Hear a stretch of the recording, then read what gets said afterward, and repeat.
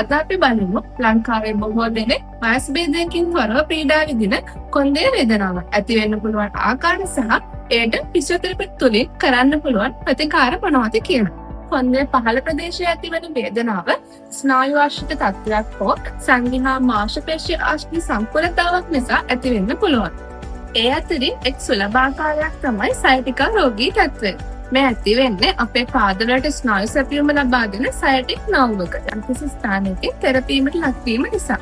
මේ ඩිස්බල්ජ් එකක් නිසා හෝ පිරිෆෝර්මේෂන් මාංශපේශී වල තදවීමක් නිසා ඇති වෙන්න පුළුවන්. මෙහි ප්‍රධාන රෝග ලක්ෂණ වෙන්නේ කොන්දේ පහළ ප්‍රදේශයෙන් ආරම්භ වී පාද ඔස්සේ පහළට ගමන් කරන තද වේදනාවක් හෝ හිරිවැටීමක් වන අතර එය පුටුවකින් වාඩි වී සිටින නැගිටින විට ශරීරයෙන් ඉදිරියට නැමීමේදී හෝ ඇවිදින විට මෙම වේදනාව තවත් වැඩි වෙන්න පුළුවන්. මීට අමතරව සේක්‍රෝයිලියක් සංධිය ආශ්‍රිත සංකූලතා වගේම කොටු වැටපෙළ ආශ්‍රිත සංධි සහ ලිගමන්ට් ආශ්‍රිත සංකූලතා නිසාද ලෝ බැක් පේන් ඇති වෙන්න පුළුවන්. මේ ආකාරයෙන් රෝගීන්ට electrotherapy, myofascial release, shockwave therapy, laser therapy,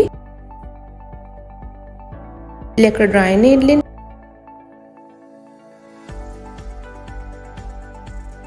සහ traction යන ප්‍රතිකාර වගේම විශේෂිත වූ therapeutic exercises ලබා ගන්න පුළුවන්.